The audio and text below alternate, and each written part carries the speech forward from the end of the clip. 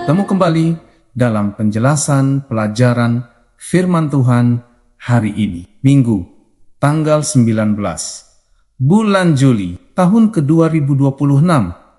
Judul pelajaran hari ini adalah banyak orang mengagumi kehidupan jemaat mula-mula yang digambarkan dalam kitab Kisah Para Rasul, karena mereka hidup dalam kasih, persekutuan, dan semangat memberitakan Injil. Tetapi seringkali melupakan bahwa jemaat pada masa itu juga terdiri atas manusia yang memiliki kelemahan, pergumulan, dan kecenderungan untuk jatuh ke dalam dosa. Oleh sebab itu, pemirsa, tetapi juga teguran yang keras terhadap berbagai penyimpangan yang terjadi di dalam gereja, agar umat percaya memahami bahwa menjadi pengikut salah satu contoh yang paling jelas terdapat dalam surat Paulus kepada jemaat di Korintus, yang memperlihatkan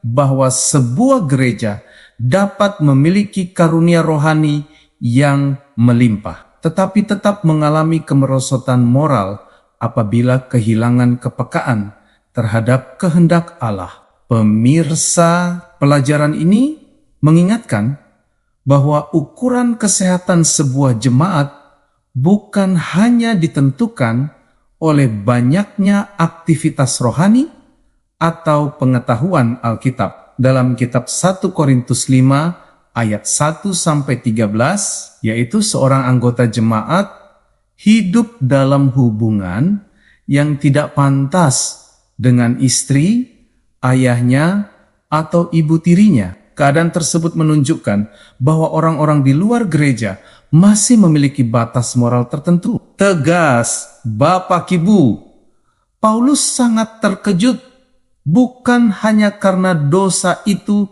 dilakukan oleh seseorang yang mengaku percaya kepada Kristus, tetapi juga karena jemaat tidak menunjukkan rasa sedih, penyesalan, ataupun keinginan untuk memulihkan keadaan sesuai dengan kehendak Allah. Sebaliknya, mereka tetap membiarkan pelaku berada di tengah jemaat seolah-olah tidak ada persoalan yang serius, sehingga tindakan mereka menunjukkan bahwa standar hidup kudus telah mulai digantikan oleh sikap acuh tak acuh terhadap dosa. Paulus ingin menegaskan bahwa gereja dipanggil untuk menjadi terang dunia, sehingga tidak boleh membiarkan dosa yang nyata berkembang tanpa adanya teguran, pertobatan, dan pemulihan saudara sekalian. Hal yang paling mengkhawatirkan bagi Paulus bukan hanya keberadaan dosa tersebut, melainkan sikap jemaat yang justru merasa bangga karena menganggap diri mereka sebagai komunitas yang terbuka dan menerima semua orang tanpa batas. Kemungkinan mereka memahami kebebasan dalam Kristus secara keliru, sehingga menganggap bahwa kasih dan penerimaan berarti membiarkan setiap orang menjalani hidup menurut keinginannya tanpa perlu mempertanggungjawabkan perilakunya di hadapan Allah. Saudara, ada pula dugaan bahwa pelaku memiliki kedudukan, kekayaan, atau pengaruh tertentu sehingga jemaat enggan mengambil tindakan karena khawatir kehilangan keuntungan atau menghadapi konflik. Apapun alasannya, Paulus melihat bahwa toleransi terhadap dosa yang jelas merupakan bentuk penyimpangan yang berbahaya karena perlahan-lahan akan merusak kesucian seluruh jemaat, sebagaimana sedikit ragi dapat mengembangkan seluruh adonan. Saudara, pesan Paulus sangat jelas bahwa kasih sejati tidak pernah memisahkan diri dari kebenaran. pemulihan dan kehidupan yang sesuai dengan firman-Nya.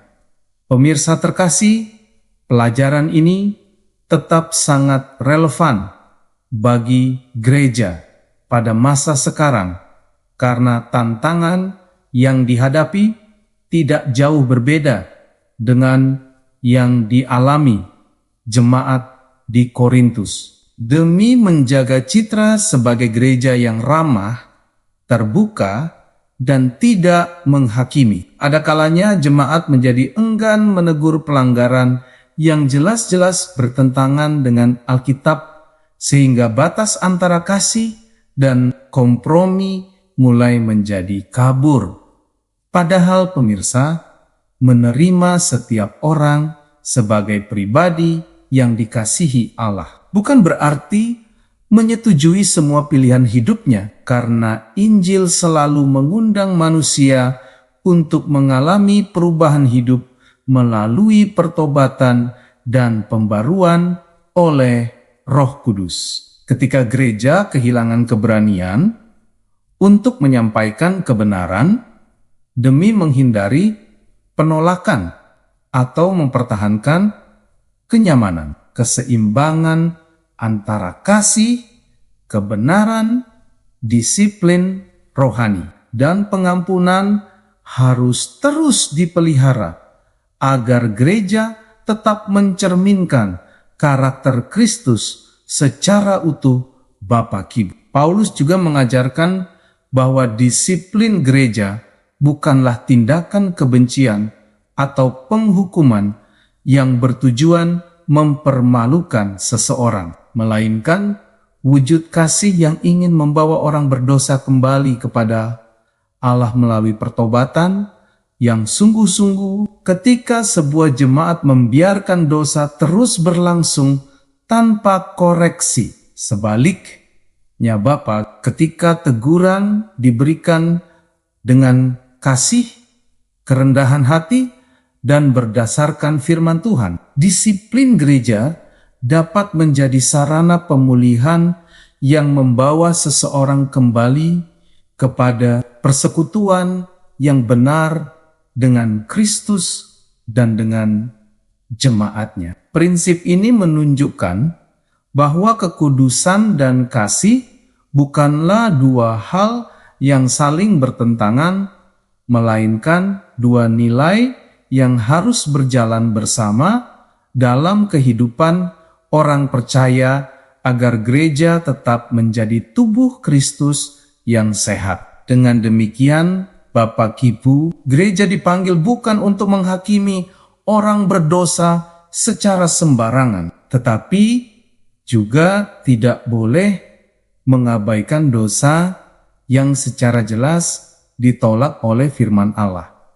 Saudara-saudara, sebagai penutup, pelajaran hari ini mengajak setiap orang percaya untuk melakukan pemeriksaan diri agar tidak hanya mengaku memiliki iman, tetapi juga membuktikannya melalui kehidupan yang selaras dengan kehendak Tuhan. Kita perlu bertanya dengan jujur, apakah ada dosa yang mulai kita anggap biasa? Apakah ada kompromi yang kita benarkan atas nama kasih dan penerimaan? Atau apakah kita lebih takut kehilangan popularitas daripada kehilangan kesetiaan kepada firman Allah? Saudara-saudara, gereja melainkan gereja yang terus membawa setiap anggotanya kepada pertobatan, pertumbuhan rohani, dan kehidupan yang semakin menyerupai Kristus. Kasih yang sejati selalu berjalan bersama kebenaran, sedangkan kebenaran yang sejati selalu disampaikan dengan kasih, sehingga keduanya tidak pernah boleh dipisahkan dalam kehidupan jemaat.